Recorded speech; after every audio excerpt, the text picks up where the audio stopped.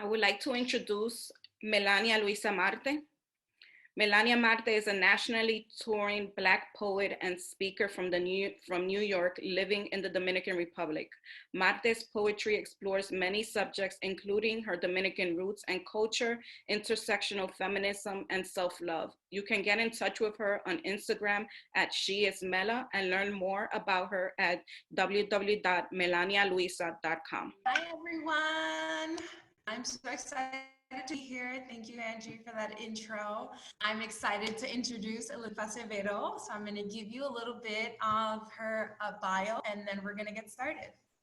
So Elizabeth Acevedo is the daughter of Rosa Amadi Acevedo and Perfecto Antonio Acevedo. She is the granddaughter of Yudaisla Paulino Amadi and Felix Amadi on her maternal side, and Mercedes Minaya in her paternal side. Her family hails from Bonao and Santo Domingo in the Dominican Republic. She is also a New York Times best-selling author of The Poet X and With the Fire on High. Acevedo is a recipient of the National Book Award, the Carnegie Medal, the Boston Globe Horn Book Award, and the Pura Belpre Author Award, amongst many others. She holds a BA in Performing Arts from the George Washington University and an MFA in Creative Writing from the University of Maryland. She is a National Poetry Slam champion who resides in Washington, D.C. with her love. Can we all give a huge virtual round of applause for the amazing Elizabeth Acevedo? I'm so delighted to be here with you all. If folks don't know, the audiobook for Clap When You Land has 2 narrators, and I'm one of them, and Melania-Luisa is actually the second narrator. So get used to our voices, because we're gonna be up in your earphones if you have the audio. Okay, so are we ready to get started? Let's do it. So I had some questions. Obviously, you asked me to narrate. I got ahead of time, so I did have time, to read and then reread and go through it. So my first time reading it, I literally cried, because it wasn't just so the fact that you focus specifically on such a vulnerable time for, I think, my generation, the generation before that, and then the generation after. Some of us all have some kind of, in the United States, of feeling like that was like really traumatic. So 2001 was that year of like trauma for a lot of people. And so when I read it, it kind of brought me back to that year of feeling like, oh wow, like things felt so unstable. And then coincidentally, I didn't know if you knew this, my dad passed away that year. No, so I didn't. And so I went through the motions of like, wanting to really honor, this story of, so many of us who did lose parents that year. And so not only were we dealing with feeling like, there was a national security issue and there were things that were out of our control that we didn't know, but also feeling like, having to not only mourn publicly, but mourn as a country and mourn, globally, mourning these situations. So I wanted to get to like really understand, like, what was your process like writing Clap When You Land? Yeah, I mean, for sure what you mentioned, it's this idea of grief. And like, what are our personal griefs? What does it mean to have to mourn someone and be angry at someone and also have to forgive them when they're not there to ask for that? I think I kept marinating. What does it mean when your parents, who are your heroes, don't live up to that? And can you reconcile that on your own? How do you become your own kind of hero, right? And this novel began as a contemplation of what was that moment in time where it felt like we had to hold ourselves because the world wasn't checking for us. Right? And so it started with that question. And then as I was doing research, I discovered all of these stories of people who have been on that flight and the secrets that came out after they died, and how dignity is kind of stripped away when you die in a tragedy, right? Where a plane crashes and everybody is mining through your remains to try to figure out who you are.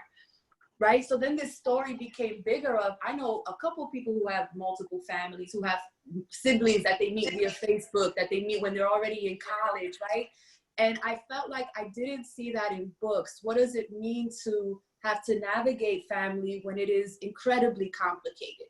So this story is trying to hold a lot of things, which I'm sure you read it. You were probably like, oh, Elizabeth is out here throwing everything at the wall, right? But it was a story where essentially it's like, can we forgive others? Can we forgive ourselves for the things we haven't said? How do we mourn? How do we mourn shame, or the parts of ourselves we lose when we show shame? And can women step in and hold each other, right? Because it is really a book about strong women who support each other and who ultimately step in to like heal. Yeah, totally. And, you know, something I loved about, and I love about your work, is that you do center young women, you know, and women from all walks of life who just so happen to be, you know, living in New York, or just so happen to be living in the Dominican Republic, right? But I do love that you honor this idea of to be a girl, what it means to be a young woman, in ways that are multifaceted, right? There's not just one way to be Dominican. There's not just one way to be American. And so I think one of the things I loved about the two characters is that, you know, there's so many differences, but when you really look at who they are and who they're becoming, you know, when they're coming into themselves as young women and in choosing what their legacy will be, there you find so many similarities. And so one of the things I wanted to ask you was, what was your experience like building these two sisters as characters? It was tough. So the story initially began with only one narrator. It was just Yahaira in New York City, who learns, you know, what was going on with her family, that her father had this huge secret. And I remember I wrote the entire novel. I wrote 50,000 words straight up from that one perspective. And I felt like there's something missing and I don't know what it is. The story feels shallow. There's something that's not there. And I was talking with the author, Elizabeth Acevedo, who's Haitian, incredible writer. She wrote this book, American Street, that's beautiful, Pride and Prejudice, or a retelling called Pride, set in Brooklyn. I mean, she's dope. And I'm talking to her, this is, 5 years ago at this point. And I'm telling her, like, I've hit this stumbling block. I can't unlock that the story isn't right. And she looked at me and she said, you need the second sister. We need to see the other sibling. And I realized I had all of this kind of hesitation on, can I write DR? And can I write a girl growing up in DR in a way that does her justice? And I don't, you know, this is a complicated story already. What does it mean to write a second perspective? But it was like the door opened. And I wrote the first poem that ultimately opens up the book that night after having that conversation with her. Camino just came in and I was like, oh, okay, that was what was missing, was that we need the sibling that we often don't get, particularly, I think, when you come from an American sensibility. I write a lot about the Dominican Republic, but not in a way that centers the actual island. So this was a push for me to have to consider, what is it that I don't know, and what does it mean to have to attempt to write that space and do it justice in a way that feels like I'm approaching it with integrity, what I do and don't know, but I can't avoid it just because I'm afraid to write her. Yes.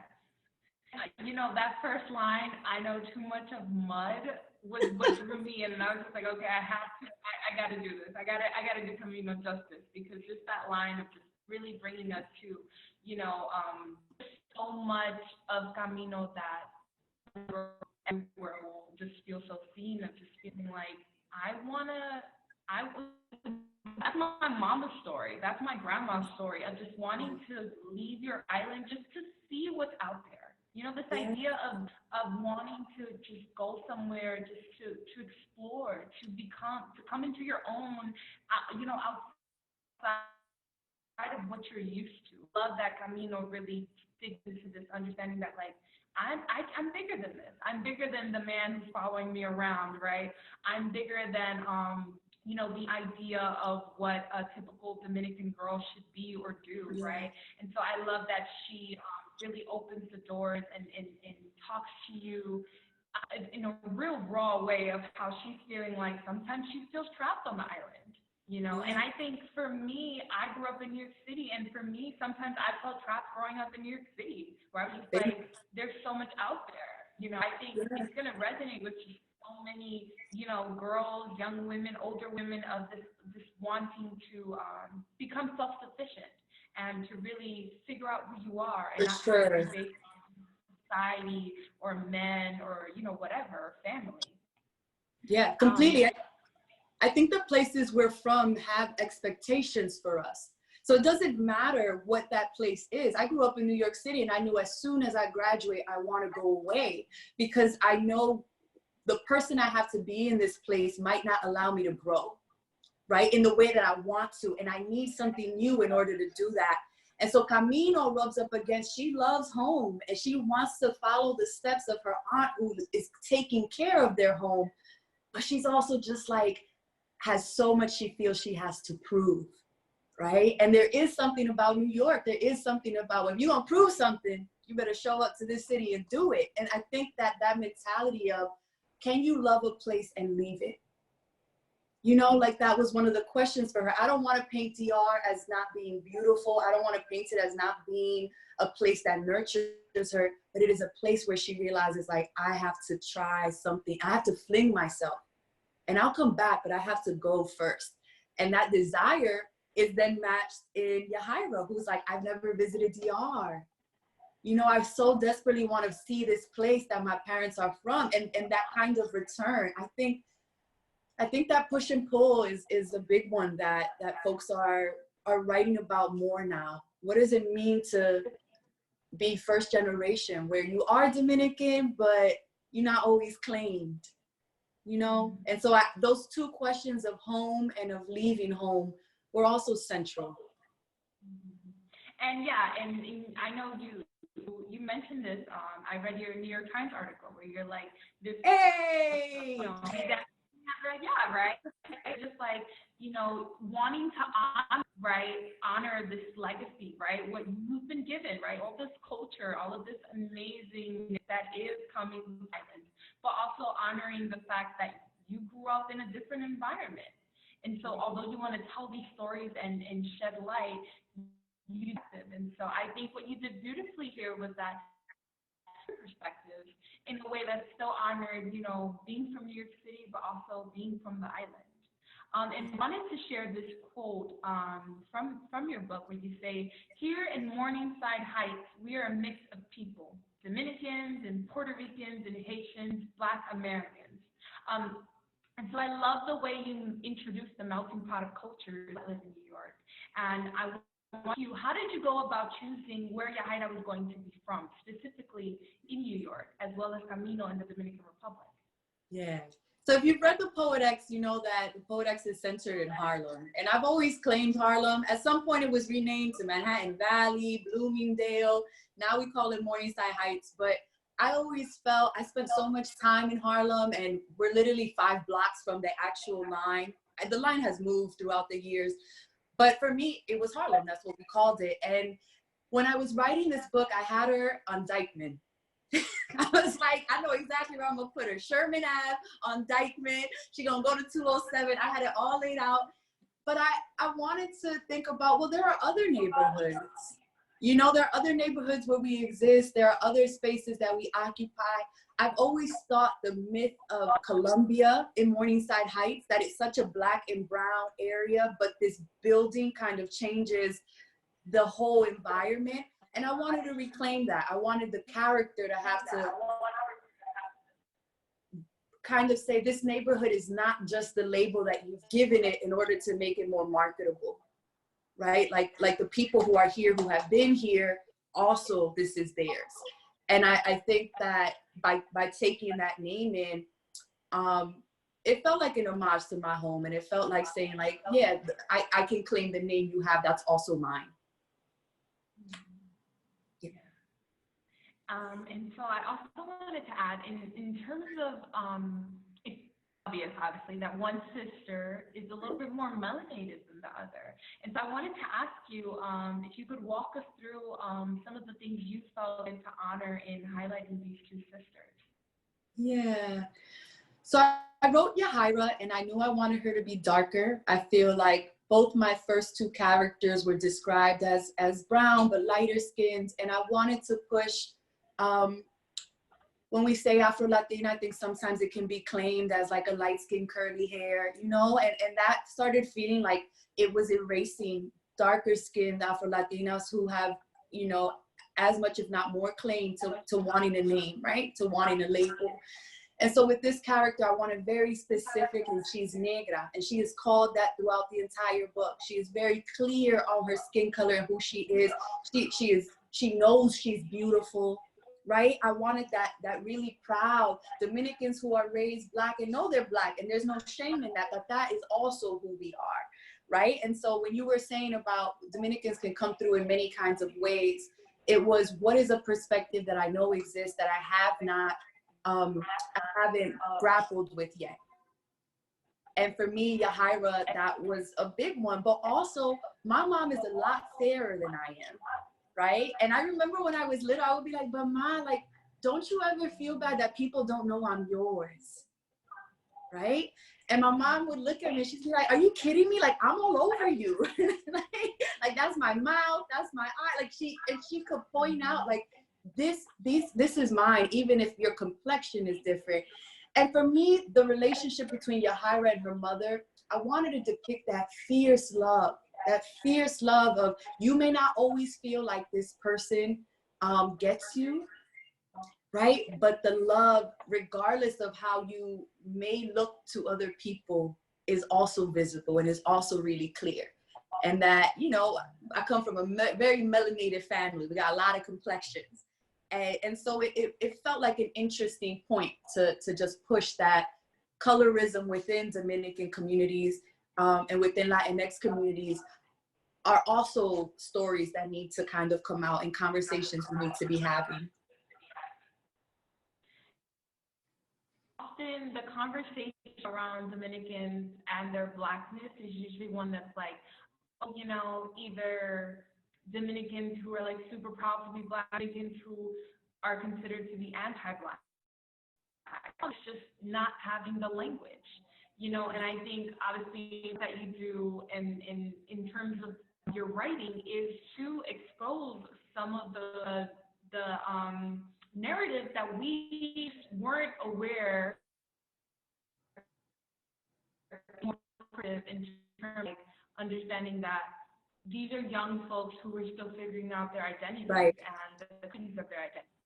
Because in America, in the United States, Yahaira might just be considered a Black girl walking through, you know, Harlem, you know, whereas you add a layer of her culture, and so that, you know, ethnicity and race and all of those things, it's complex. And so I love that you gave us a little bit of that to have us thinking about, you know, how are we racialized, and how is Yahaira racialized? And if Camino enters the United States, how would she be racialized?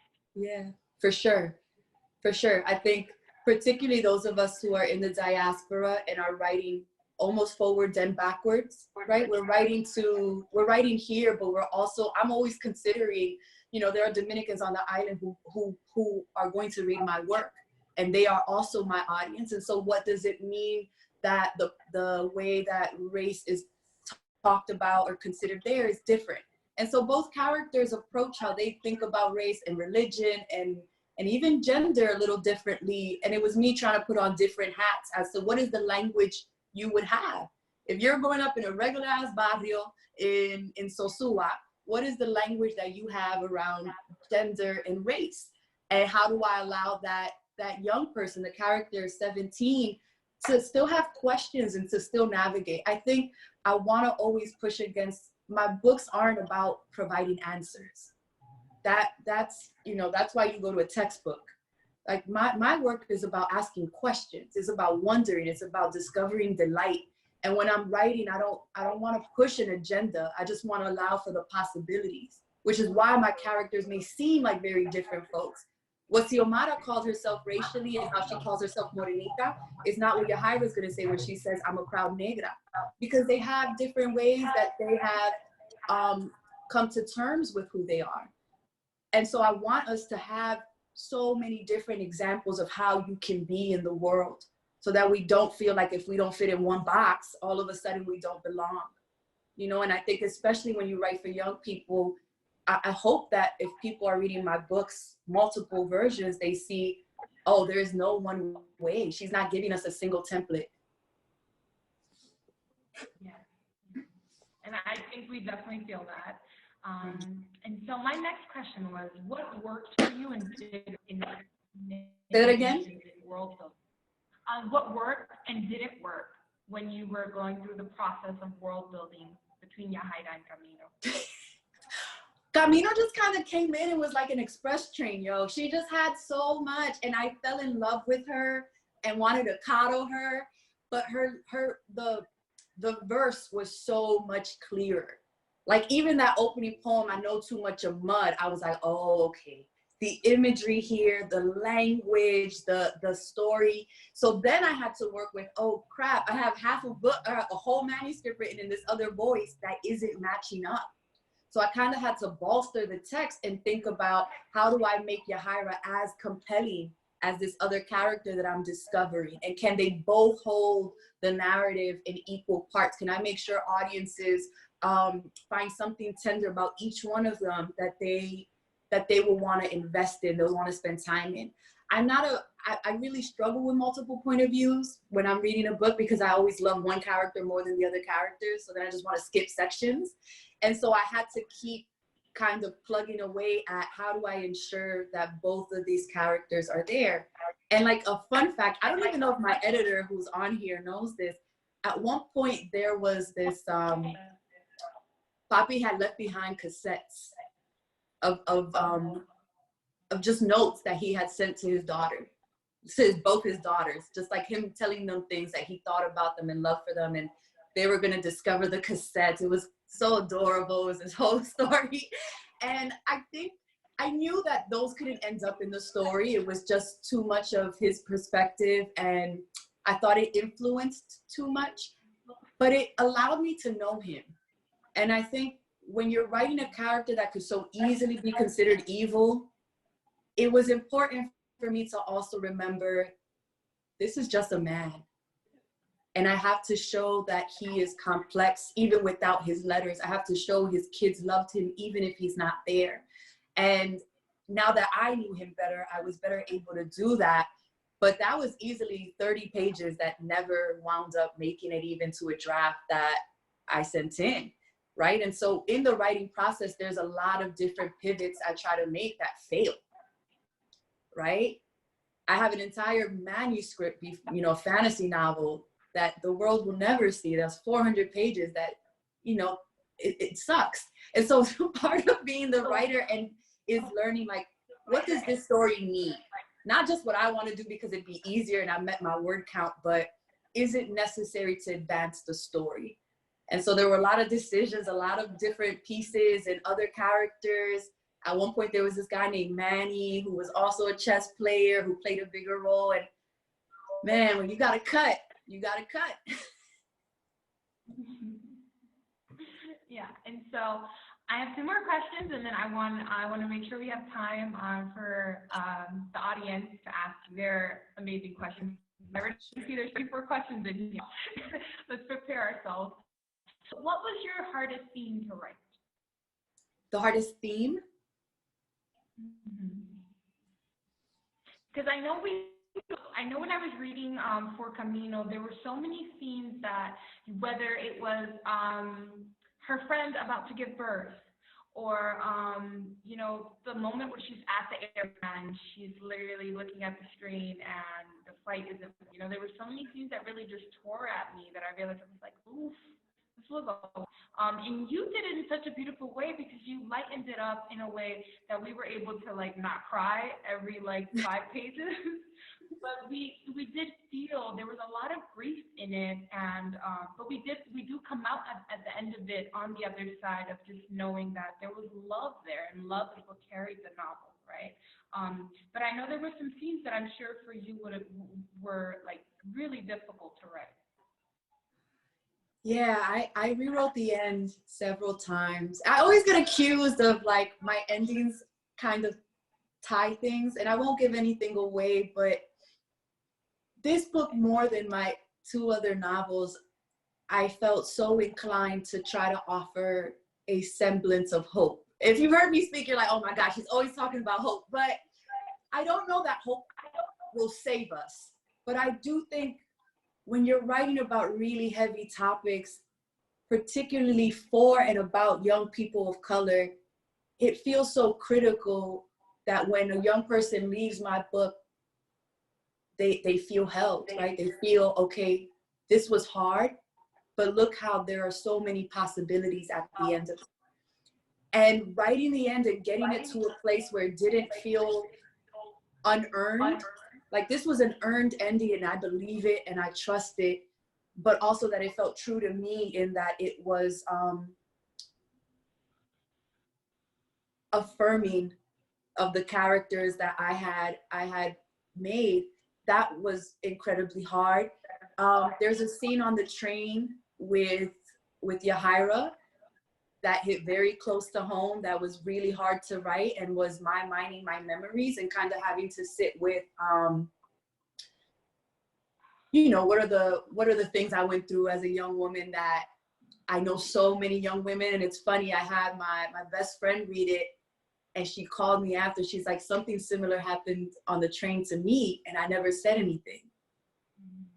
And it was just this moment of this woman I've known at this point for 28 years being able to say, oh, I didn't know anyone else this happened to. I didn't know how to talk about this. I didn't, you know, and so there were moments that I had to sit with and think about, wow, what did that mean for me? And can I give this to the character? Yeah, but you'll notice, and this is maybe something that I do, I try to offer relief by having the characters look away. And I think whenever we're in deep hurt, we kind of have to, okay, I'm gonna look at TV, I'm gonna watch this, I'm going to talk about something else. And that was my trying to give reprieves to readers too, because when you start a book and on the first page, a plane crashes and the daddy dead, you're like, wait a minute, where do we go from here? So I had to create moments where, okay, no, but look at love, and look at meatloaf, and look at gardening, and look how they hang out on the fire escape, and look at the beach, you know, moments that allow for, even at our heaviest, there's a community that holds us, and there's something we can look at to just offer solace. I hope, you know? Yeah, yeah. And so last question, what does literary success look like to you?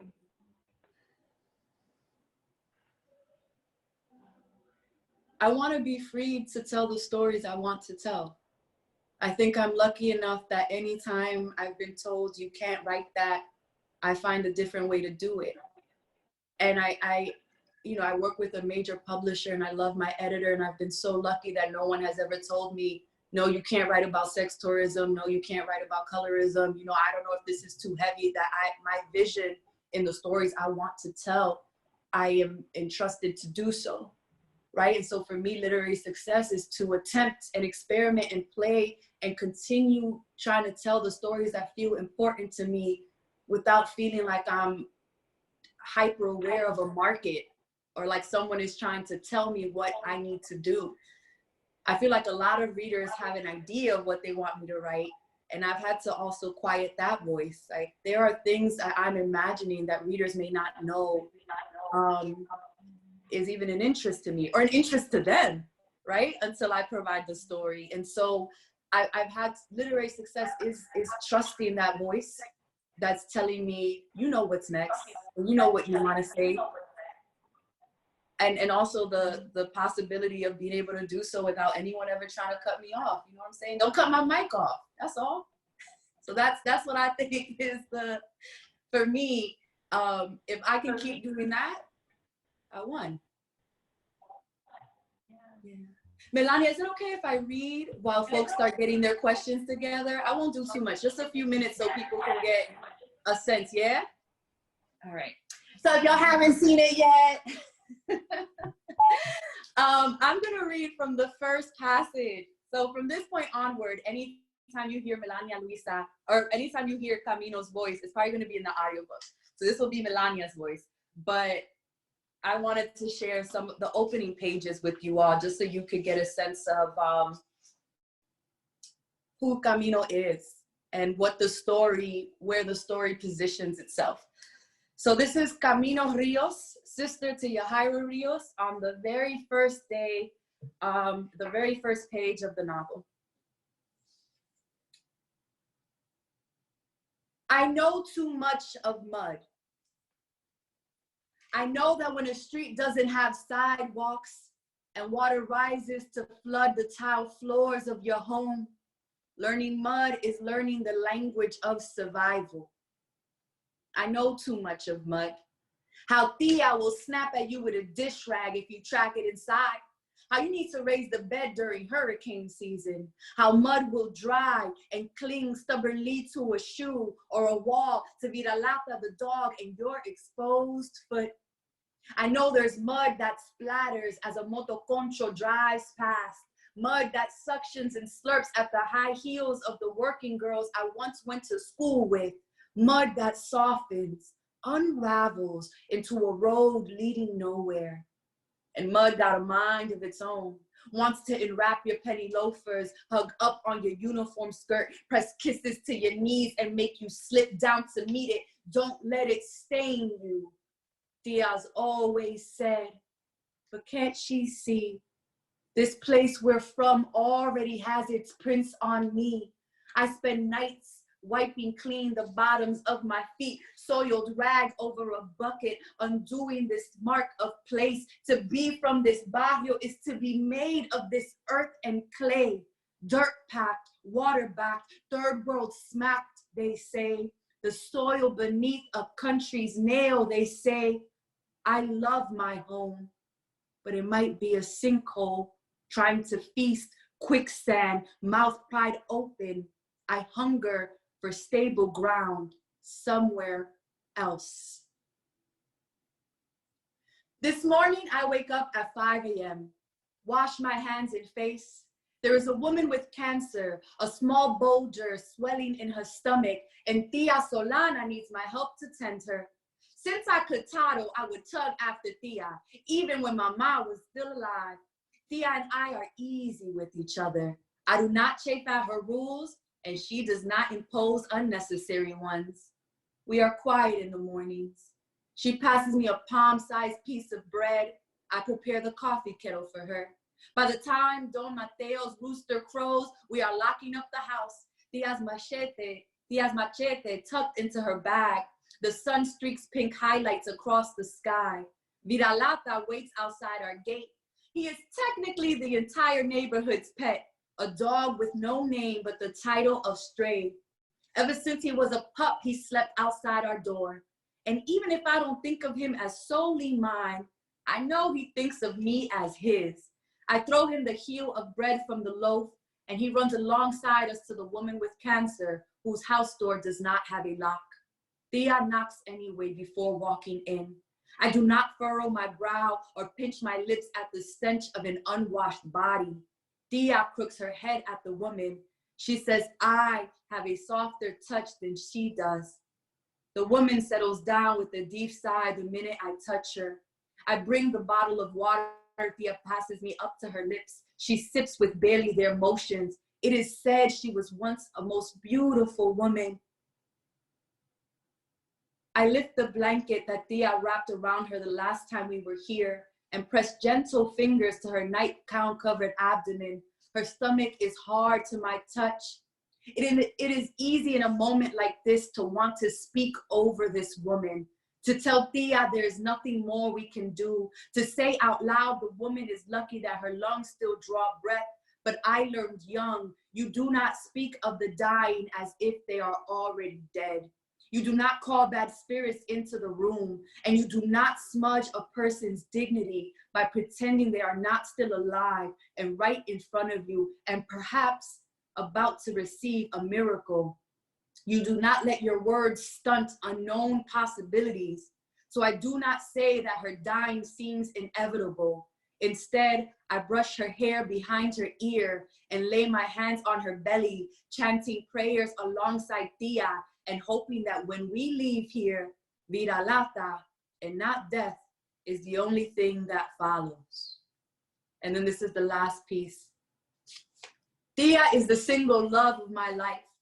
The woman I want to one day be, all raised eyebrows and calloused hands, a hairy upper lip stretched over a mouth that has seen death and illness and hurt, but never forgets how to smile or tell a dirty joke.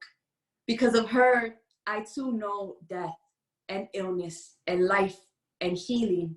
And I've watched Tia's every move until I could read the Morse code of sweet beds on her forehead. So when I say I want to be a doctor, I know exactly what that means. This curing is in my blood. And everyone here knows the most respected medical schools are over there. I want to take what I've learned from Tia's life, dedicated to aid and build a life where I can help others.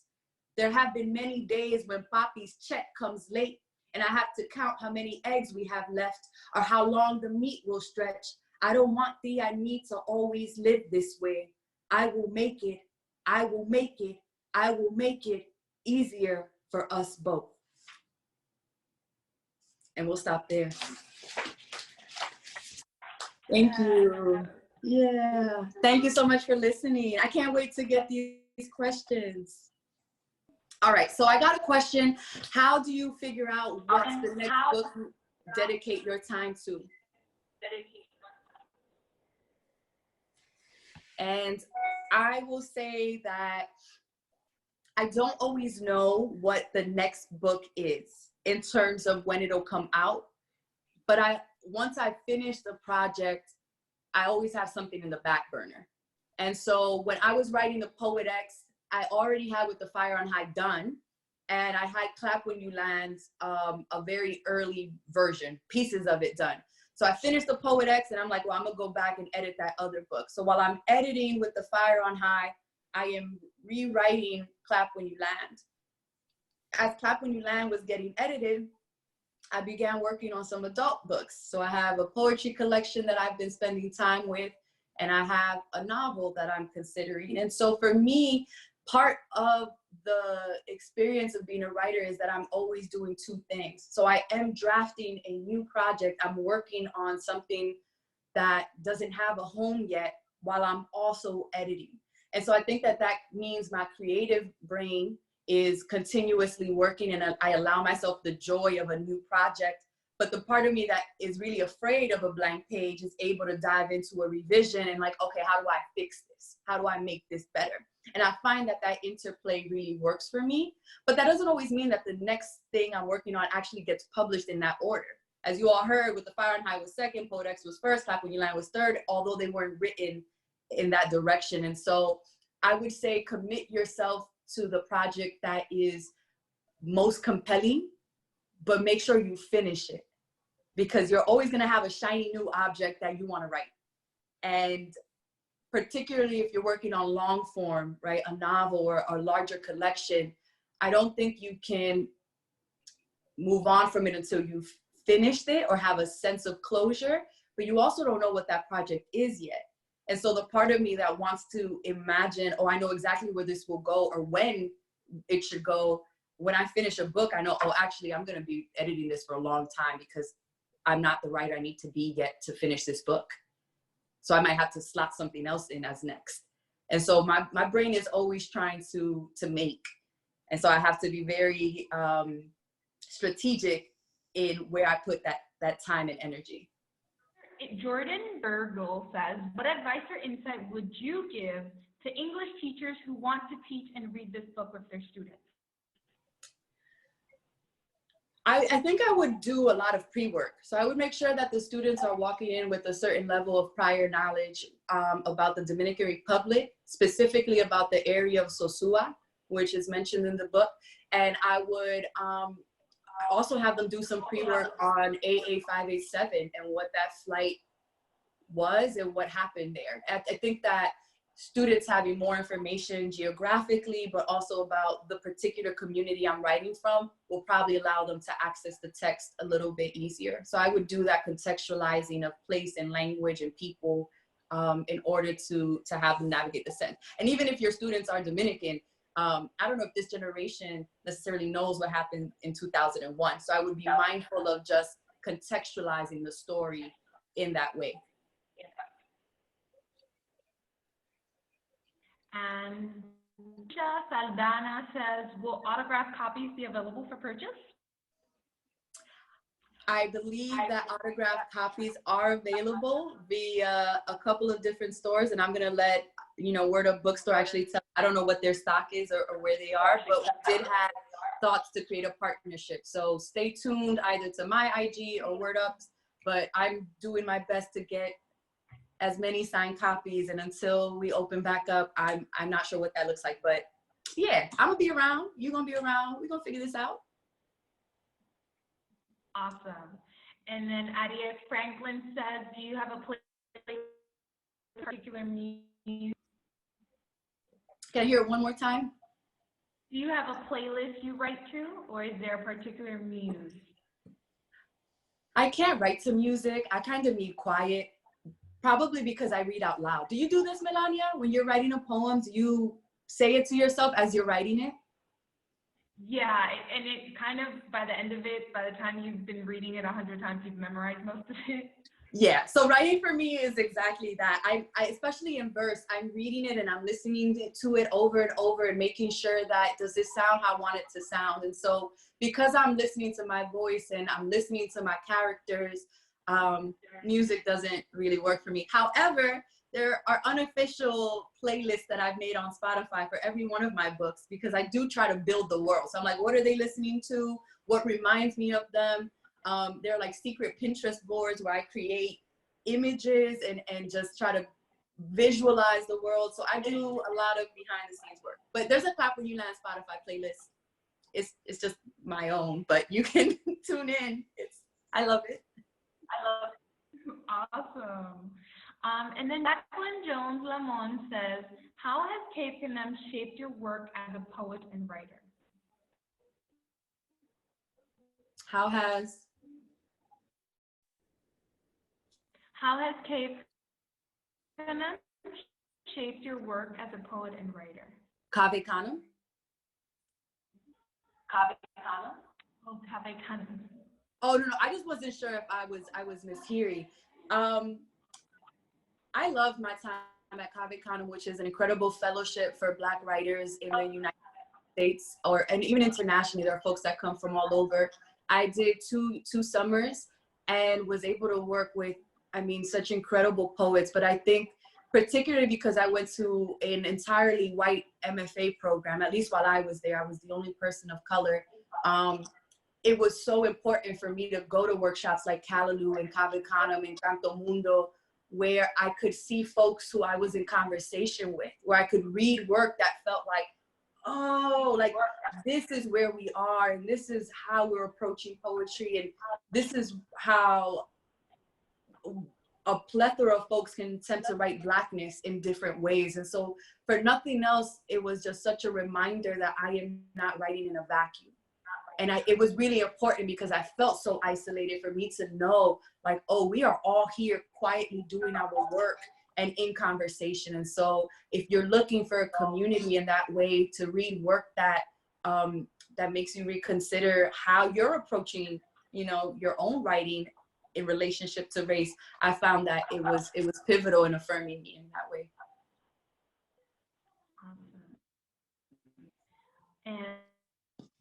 And are you playing in the film production of your book? And am I planning to? Are you playing a role in the film production of your book? I don't have anything to do with casting. I'm not sure if I could cast myself. I am writing the screenplay for With the Fire on High. I have not written myself in, but I think casting should go to whoever is best. I'd love to do like a Jenny Han and just like secretly appear in the back, right? And like do a little wave, but yeah, I have no idea what these, projects might look like if and when they are options.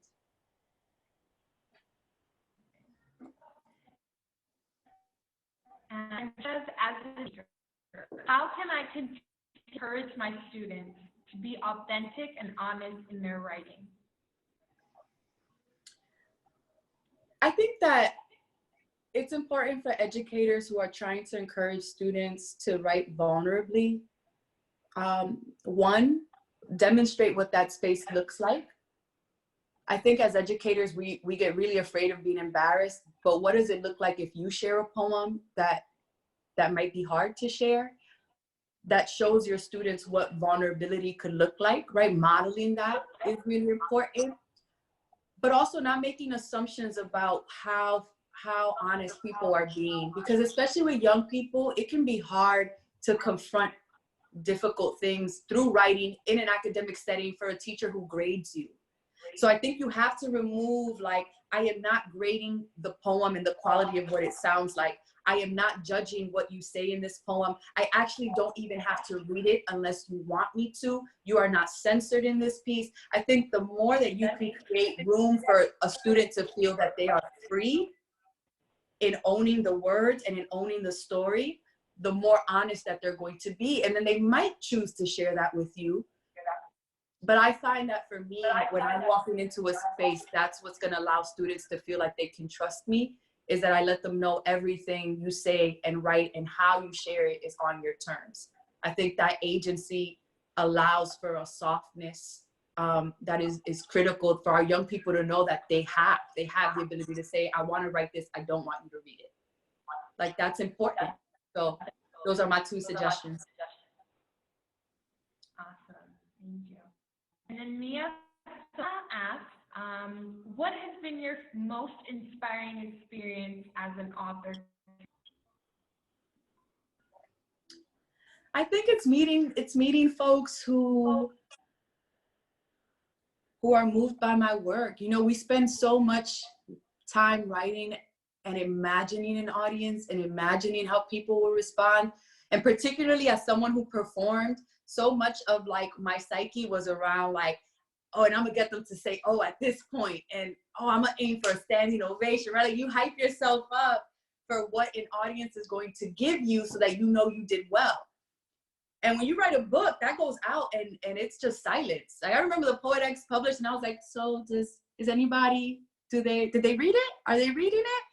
And whenever I meet someone who's like, I am moved by your work, right? Or I shared the book with my mom, or I have a 2-person book club with my daughter or my sister. Like, I think the ways that the book has now become a speaking point or a way for people to connect, that loneliness that I feel at the desk feels like it is so justified, because now it is this thing that is connecting other people. So I'm always moved by that. But I will say mother-daughter book clubs like just gut me.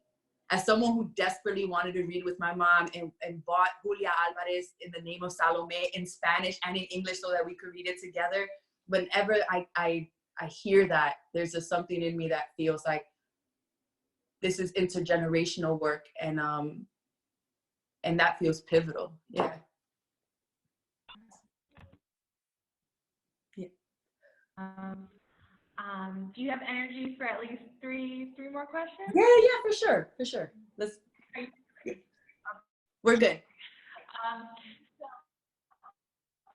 Naomi says, how do you overcome? How do I overcome? Mm-hmm. How do you overcome writer's block? Oh, I don't believe in writer's block, which I think sometimes folks are like, what does that mean? I have boiled down, and this is just for me, that when I say I have writer's block, I mean 1 of 2 things. 1, I'm stuck.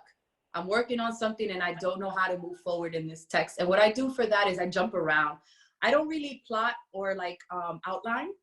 Right? So for me, I'm okay with, okay, well, I know Camino's gonna have to have a section later on where she's cooking sancocho. I'm gonna just jump there.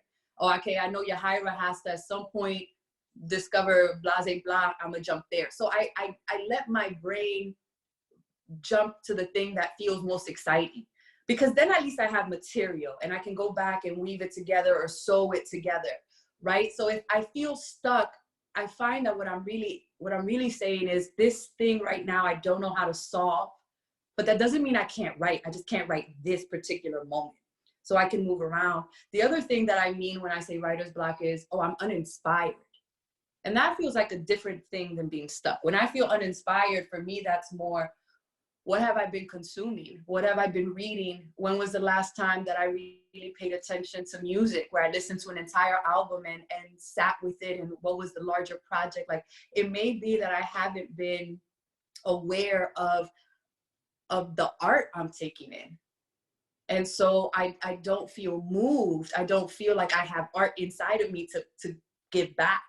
So I try to be very then intentional about, I'm going to read a poetry collection, you know, once a month or once a week. I'm going to make sure that I log online and like look up 2 exhibits at whatever, you know, like just then being very intentional about consuming things that will fuel me. And even if I'm not writing creatively, reflecting on those things so that my brain is working in the space of, how did other people create and how did they make and what are they working on?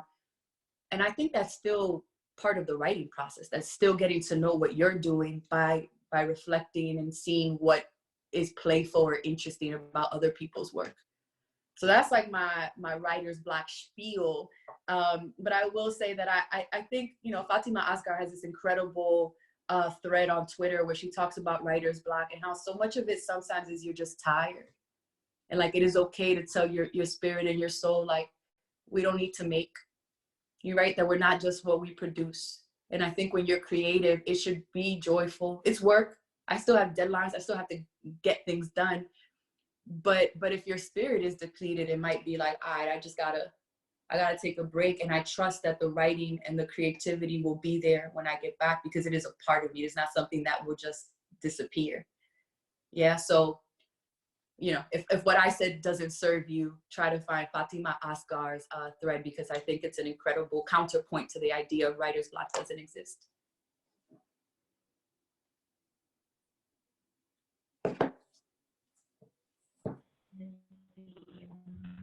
Mabel Garcia asked, did you travel to DR to enhance the connection? Yeah. I've been traveling to DR. My parents took me when I was 6 months old, and then I went on my own when I was 8. A neighbor took me on the plane, and she lived in La Vega, but you know, my whole family picked me up at the airport. I remember I was wearing this tweed dress with a hat and a sunflower. It was so extra, and met all these cousins I'd never met, and these aunts and uncles, you know, I couldn't remember because I had been an infant. And I went back several times throughout my childhood. I mean, most summers, I would say, maybe not every summer, but on and off throughout my years. I was in my cousin Mabel's quinceañera. Somehow got like in the middle of spring break, just showed up and like learned to dance with enough time to be in her quince. And I got married there in 2017. I was lucky enough in 2016 to go and work with the Mariposa Project. And so I got to, the Mariposa Foundation, I got to spend time specifically in Sosua, right? And in that area, working with young women, doing poetry workshops around like what is important to them and what were they considering. And through that, got so many of their stories and the things that they were dealing with and the questions that they had. And so although I had not set out to write a book that thought about sex tourism, that wound up happening because of the time that I spent there in DR and the questions that were coming up with the young women that I was spending time with. And so I know that I need to do more work or be more intentional about how I visit a place that I write about or live in a place that I write about. But that's what I've been able to do so far. Awesome. And let's see. Epifania Gallina. I don't know if I pronounced this correctly, but that's a lovely name. I would love to meet Epifania. I'm trying to write a book based on my culture experience growing up as an Italian woman, but having a more progressive perspective and how that has influenced me. The book has come up as a narrative poetry, but I'm biography and poetry or fiction. how do you understand what perspective it should be in? In terms of genre, I don't know. I don't know that I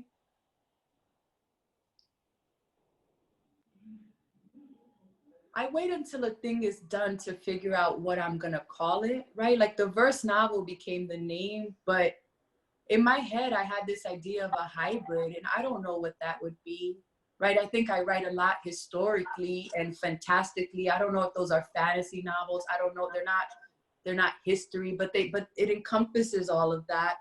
I guess for me, it's more, I'm always writing hybrids. So try to pick a particular name for something. And this is only if I understood the question. That doesn't serve me. It doesn't serve me to say this is this thing and I'm going to write in this tradition. What's most helpful to me is to think about what are the many types of traditions that I'm pulling from, right? I think a good example, you know, the Poet X had essays, had poetry. There was also just text conversation that looked like screenwriting. So for me, it's what does the book need? And I'll figure out what to call it later. And thankfully, you know, I work with people who are great at marketing and they figure out how to make it easily understandable for audiences, but it's just not something that I focus on. So I don't know if I have the right answer to that. Like how I figure out what it belongs to. I'm just not as concerned with that. So I don't have an answer. And I think it's okay to be like, yo, I just don't know. But I will say, look at Claudia Rankine's Citizen, which has poetry and has history and has all kinds of things. I would look at other projects and how they are named and navigated and how they're positioned, because that might be a great way for you to figure out. And I will also say, oh, I'm thinking of another book. Give me a second. I'll come back to this. But definitely Citizen and other novels like it that are lyrical and perhaps memoir and perhaps also poetry. Like that might be a good comp titles for you.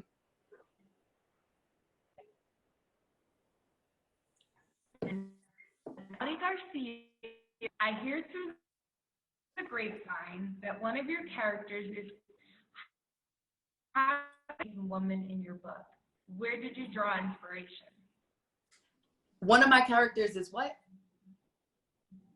I just didn't hear it. Queer. Oh yeah, there's a sapphic romance. Yeah, so so she says how.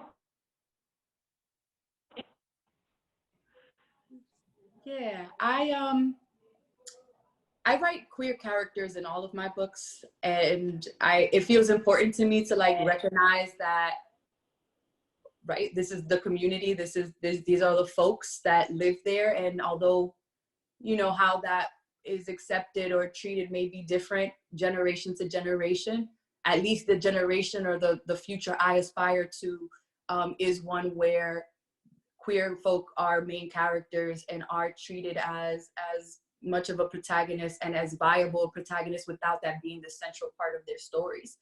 And when I was thinking about the fact that one of my characters falls in love with her best friend, I was a little bit hesitant on can I make sure that this is going to be tender and it's not re-traumatizing, and what does this character need to be able to navigate that? There's already so much in the book that's heavy, and I didn't want the love story to be that. And so the inspiration was really, what is the kind of love story that I could wish for this character?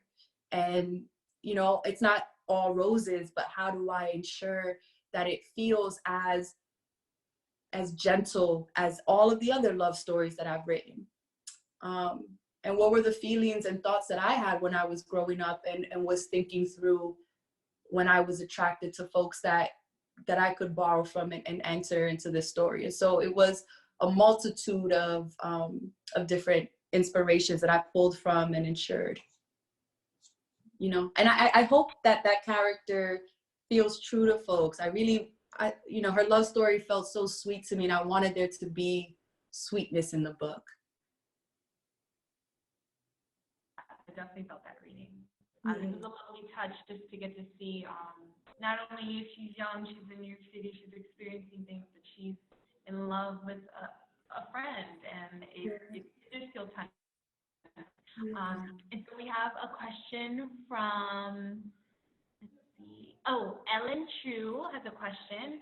Who are some books or authors that are on the read list? On my to be read list? Must be read. So like must be read. Oh, this is a good one. I love Nafisa Thompson-Spires' work, both her collection, Heads of the Colored People, but also her essays. She's so honest to me, and I think is able to face things about herself that would be really difficult for people to say. And I think she makes me braver as an author in terms of like what I can do. I'll say Safio Hillo's collection of poetry, The January Children, is absolutely beautiful. I was recently reading Ada Limon's The Carrying, and I felt like it just like opened me up. Like there were all of these poems that wanted to come forth just from like the first poem in her collection. So those are three folks that are must read authors for me. And any of their work, I would say, from single poems to entire collections, but Ada Limon, Safio Hillo, and Nafisa Thompson-Spires. Oh, and of course, like Angie Cruz, right? Like if you haven't read Dominicana, that's like a given. Yeah. And then we have Carolina Pechado has a question. Hermana, do a book launch or any type of literature activity in the Dominican Republic? Of course, after this pandemic situation is over. I'd love to. I mean, that would be incredible. I have, the first book is translated, With the Fire on High will be translated, and I'm hopeful that Clap When You Land will also be translated into Spanish. I'm really excited. I think it would be powerful to do workshops in DR. I would love for Melania to join me. I think we could be a little powerhouse crew doing workshops. It all depends on scheduling, but also I'm not sure what the reception is going to be for this book. So a part of me is gonna see how the response in DR is to some of the things that I present, but I would love to. Carolina Contreras, who has the Miss Cristo Salon in DR, has been inviting me to just like come write in her place forever. And so I have all of these dreams of what I want to do if I could find or make the time to like do a tour. So just stay tuned. That's all I'm saying. Stay tuned. I have big dreams. We're gonna figure this out. Elizabeth Acevedo says, what is the hardest thing about writing teenage protagonists? Oof. You have to find such a fine line between the voice of a young person without it coming across like the adult is editing the young person's voice and that you're not talking down to. So for me, I always have to kind of calibrate, does this sound like a teen? Is it the language, but also the feelings and the mentality? What does it mean to be in an age where you have a lot of feelings and a lot of new things that you're navigating, new conversations you have to have. And so I can't assume that my characters know how to say certain things unless they like setting boundaries or like saying, no, I don't want to do that, unless they've had a history of practicing that. So I have to know, what is the world that they have, how were they raised, and what is the thing that they know how to say and do, and what are the questions that are going to come up that they're going to have to figure out. And I think when you're writing for teens, you can't assume what the character will know based off of what you know now. And so it takes incredible generosity to look back at your own teenage years and contemplate like, oh, that was embarrassing, or that was ugly, or I shouldn't have done that. And yet, why did I do that? The interrogation of why your decisions happened and what do they offer for a young person, right? So that for me is always the ear of it. There are so many times that I want to push how a character speaks or a decision they make. I'm like, that's a terrible decision. Like, oh yeah, when you're 15, you might make that decision. And so I have to push back against the me that wants to like mentor these girls and like let them figure it out. Karina Perez asks, what am I currently reading? Yes. Oh, what am I currently reading? I'm reading romance novels, y'all. Very, very honestly. I think that this moment in time, it feels so uncertain that I want to read books where the ending is very certain. I'll also say that anytime you ask me, I'm going to tell you I'm reading romance novels. Like, it's just my shit. But honestly, in this moment, it is also the only thing that I've been able to read, because there is something about knowing that it's going to end okay that has been really reassuring. So I just finished the novel The Rapists, which came out last week, I think, and was so dope. I mean, it's such an interesting take on gender norms through the romance novel lens. So I think it's powerful.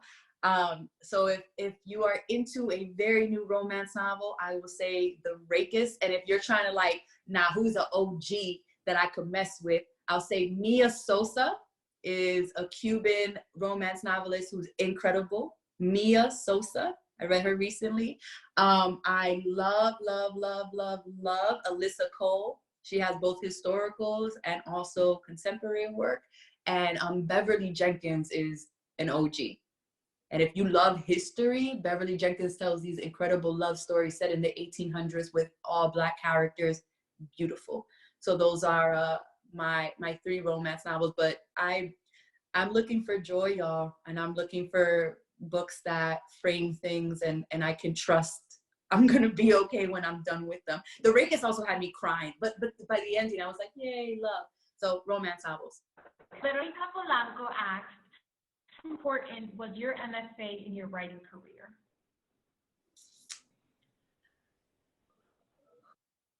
I think that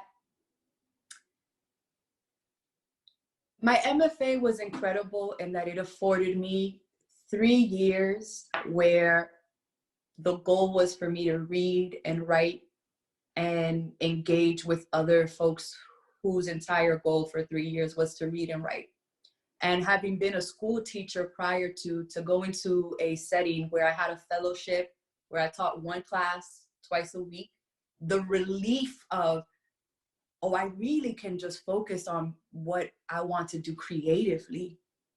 I mean, I can't account for that. I wrote probably like 3 manuscripts. I wrote Beast Girl and Other Origin Myths. I wrote my thesis. I wrote the fantasy novel. I started the Poet X. Like I felt like I had so much time all of a sudden that I was producing continuously. But in terms of, did I always feel like the project of what I wanted to do was being held in a way that felt like it was as worthy as other people's projects?